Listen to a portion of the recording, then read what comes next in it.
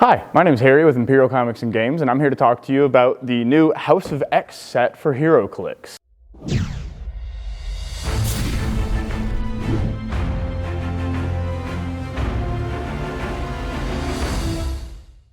So, I have spent the past couple weeks compiling all of the knowledge humanly possible about all of the comics about this set, because prior to this set, I had no interest in X-Men whatsoever, and for some reason, this hit me like a freight train. So, major spoiler warning for House of X, Dawn of X, X of Swords, X-Men, Excalibur, all of them. So let's get started. Today, we're going to talk about one of the teams, because there's no way on Earth that I would be able to talk about this entire set in one video, unless you wanted to sit here for 2 hours, which I'm down with. So, today we're going to talk about the all-important crux of Krakoa, the Quiet Council. So the Quiet Council is the basically government of the newly established mutant state/nation of Krakoa. The story of House of X, Dawn of X, all begins with this tiny piece named Moira X. So if you're a familiar X-Men fan, you'll probably remember this character as a dinky side character in a bunch of the stories that didn't get to do much because her power wasn't that impressive. Well, the writers of House of X disagree with you. The writers of House of X have fleshed Moira out to be, in fact, the most important character in this entire story. Moira's mutant ability is whenever she dies, she is reborn at the beginning of her life with all of her memories from her previous lives. Moira has gone through several experiences, too many of which to talk about in the Quiet Council video, but right now we are on one of Moira's last potential lives, and she is doing her last-ditch effort to try and create a future where mutants survive and the Nimrods are not created. We'll talk about Sentinels in a different video. So, the Quiet Council has 4 parts, because X-Men love their cool aesthetics. So, the first part of the Quiet Council will be the Autumn Council. They're all based off of the seasons because it sounds cool, and also because Krakoa makes the Quiet Council room look seasonal, so it's aesthetics. The Autumn Council is the old folks' home council of the Krakoan state. This is where Apocalypse, aka En Saba Nur, aka I'm not allowed to call him by that name because I'm a filthy human, Charles Xavier, and Max Eisenhart, funnily enough. You might not be familiar with these names, but these are the names of some of your favorite X-Men characters. Welcome to Krakoa, where everybody's cool with each other and we go by our first names. So, we have some very interesting pieces, and this is probably the strongest section of the council in a vacuum. So we have Apocalypse by himself. He has a 160-point line or a 70-point line, and at his 70-point line, he features Krakoan revival, a theme that's going to be very prominent with this Quiet Council. We also have Professor X at 75, also with Krakoan revival, and Magneto has 3 separate point lines. A 150-point line where he's an absolute house, and he is the god Magneto that you see in the comics, who's undefeatable. We have the 90-point Magneto, which is the reverent leader of the Quiet Council. He has access to the Krakoan revival ability, letting him bring back his smaller allies. And he has a 25-point line, where he is our classic, well-known, vengeant Magneto. When something goes wrong and the X-Men are attacked, Magneto is there to right that wrong, be it morally ambiguous or not. Next up in the seasonal councils is going to be the Spring Council, aka the council that got shafted by WizKids. So, the 3 members of the Spring Council are Exodus, Mystique, and Mr. Sinister. And the only piece we got represented in this set is Mr. Sinister. So let's talk about him. Mr. Sinister's 85 points, and he once again features the Krakoan revival ability. Now, you might be asking, as a longtime X-Men fan, Harry, you've already listed Apocalypse and Mr. Sinister on the Quiet Council, and Exodus and Mystique. What is going on in these books? Like I said, Krakoa is a state for all mutants, so everybody's accepted in Krakoa, and thus the government is just as vibrant as you expect it to be in a mutant state. Mr. Sinister was more brought in out of necessity, as Nathaniel Essex is not the funnest person to hang out with or govern a nation with. Mr. Sinister brings to the table the access to mutant gene storage. Mr. Sinister was obsessed with collecting all the genes of all of the mutants that have ever existed, and conveniently enough, that came in handy when Professor X figured out that, along with the Five, they're able to bring people back from the dead. Like I said, major spoilers. Everybody dies but Magneto.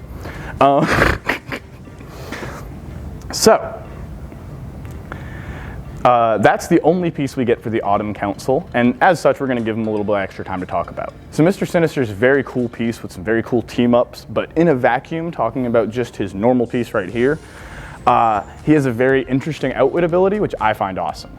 So on his opening click, he gets a white damage power called Collecting Samples to learn how to replicate powers.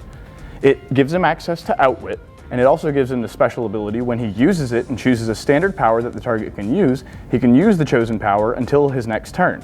If the targeted character has the X-Men keyword, he chooses an adjacent friendly and gives them the power as well. Still an enemy of the X-Men, but he functions alongside with them now that he has the X-Men keyword and the X-Men team ability. All around, a pretty neat stealth piece, but he requires some setup to get going. You'll find that as a recurring theme with a lot of the Quiet Council. They're all power pieces that, as a functioning whole, are all stronger than each other, weirdly enough. So next up, after the Autumn Council, RIP Mystique and Exodus, where are they at? Give me a Mystique and Exodus piece with X-Men. We have the Spring Council, which once again is missing a piece. So, with the Spring Council, we have Emma Frost, the White Queen of the Hellfire Trading Company, formerly known as the Hellfire Club. We have Kate Pryde, the new Red Queen of the Hellfire Trading Company. And we are lacking Sebastian Shaw, the Black King that everybody loves to hate. With Emma Frost, we actually have an interesting fact. She is the only other 90-point Krakoan revival piece aside from Magneto. So, if you're looking to pull some House of X packs and you want to make a Krakoan revival team, and you're worried about not getting your Magneto or your super rare, she's an uncommon that is 90 points and is able to revive almost every other piece in the set as long as you play them on their appropriate Krakoan revival lines. She also offers leadership and incapacitate. All around, it's a really cool Emma Frost piece, and she also has a passive effect that says your X-Men have diplomatic immunity, so if they've already taken damage this turn, they can take a maximum of 1 damage for every subsequent hit. Kate Pryde does everything. She's literally a toolbox of a piece. She has stealth, she has sidestep, she has passenger, she has phasing, she generates a Lockheed at the beginning of the game, which is a sidestepping, energy exploding perplex pog. She has probability control, Krakoan revival at 65 points. It's literally the Kate Pryde of Kate Prydes in this game. It does everything. And you might be wondering why she's called Kate Pryde. That's because she's an adult now. Respect her choices. Next up on the councils, we're going to talk about the Summer Council. So the Summer Council, funnily enough, features Nightcrawler, Storm, and Miss Marvel. Now you might have thought I was leading into a segue joke. The Summer Council. It must have a Summers on it. You're wrong. It's Jean Grey, not Cyclops. Cyclops is the captain of the guard, you fool. So, Nightcrawler is a very interesting super rare piece that, once again, does all of the Nightcrawler things. He has 60-point Krakoan revival, so he is able to revive a lot of your smaller pieces, but he won't be able to pick up any of the other members of the Twilight Council aside from Magneto at his 25-point line. He has phasing and teleport and stealth on his opening white movement power. And when he uses phasing and teleport and carries a friendly character that shares a keyword with him, of which he has many, after resolutions, you may place Nightcrawler back where he started. Basically providing you the ability to bamf your teammates into place without risking Nightcrawler's butt by leaving him out in the open alongside, say, your Xavier. Because with Xavier's mind control that allows him to have improved targeting everything but blocking, you could place him somewhere in stealth so that your Xavier can't be targeted, and then poof your Nightcrawler back to potentially carry your Kate Pryde later. Now next up for that roster is my second favorite piece on the entire Quiet Council. Aside from A, Storm is bar none the coolest one to me, personally. She's 85 points. She's 5 points off of that top Krakoa and Revival line. It's the Aurora we know and love. She's ready to lead the X-Men into battle. She has access to leadership, energy explosion, and running shot with 7 range and 2 targets on her opening dial. And she has a trait that whenever she hits with a ranged attack, after resolution, she gives the hit character a lightning rod token, because everybody knows that the first strike is just charging the bigger strike. Whenever she attacks someone later with that lightning rod token, she gets +3 to her damage and removes the lightning rod token in doing so. Not allowing you to stack multiple lightning rod tokens, but 6 damage is 6 damage. Last but not least, we have everybody's favorite X-Men probably. From what I know, from what little I know about previous X-Men, I know we've covered Phoenix too many times to count. So Jean Grey. Jean Grey is 80 points. She offers Krakoa and Revival, and she has a cool outwit trait, or outwit ability on her white damage power, on her opening click. So it gives her access to outwit, and a passive whenever a friendly character with the X-Men keyword is targeted by outwit after resolutions, you roll a d6. On a 4 and up, that character that did the outwitting takes a damage, and that is a penetrating damage. It is not an unavoidable damage, so damage reducers could still stop it, i.e. invincible, but everything else, they're taking a damage for outwitting you. It's basically Mystic's outwit shield. Now, the other cool thing about this Jean Grey piece is a recurring theme amongst a lot of the pieces in this set. She has improved targeting ignores characters. Now, if you're a new Heroclix fan, you might not be super familiar with it, so we'll pop it up there, but it is a little symbol that has a circle with some more circles around it that implies improved targeting, and then the next bubble beneath it has the little Heroclix disc symbol. That means ignores characters specifically. So, like you normally do with X-Men, if you wanted your team to be functioning in a blob of sorts where Emma Frost is providing protections and Storm is ready to leadership and Kate Pryde can carry when she needs to, Marvel Girl is able to theme team probability control or use telekinesis while ignoring them, being able to throw your Kate Pryde out without having to position your pieces around it. And it's an exceptional ability in my eyes. So I'd like to finish off this video by talking about a little team that I put together for the Quiet Council if you wanted to play it at home. So, this is going to include one piece that we haven't talked, or 2 pieces that we haven't talked about yet. So let's introduce them story-wise first.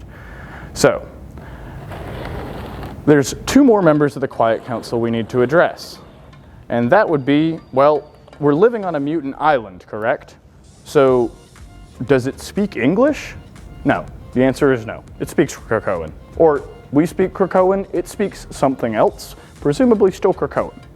So we needed someone to speak for the island itself that we're living on. That's where my boy Dougie comes in. So Dougie, aka Cypher, is a 35-point common with the Quiet Council keyword that does everything you need to support a team. If you are missing 35 points or 70 points and you need to fill them out, throw some Dougies in there. Remember that improved targeting characters? Well, Dougie improved targeting ignores characters and hindering terrain.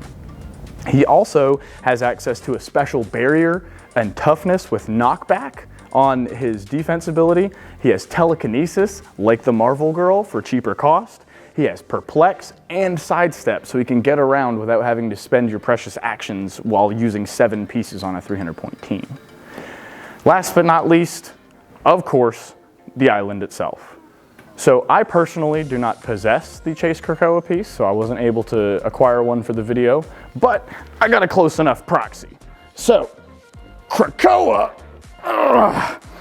has multiple point lines, but for the team, we're going to talk about its 40. So, Krakoa is a very interesting piece with one specific ability that we're going to talk about today. Krakoa, at the beginning of the game, is able to generate safe haven tokens. These safe haven tokens have to be 5 squares away from each other and 5 squares away from starting areas, at least.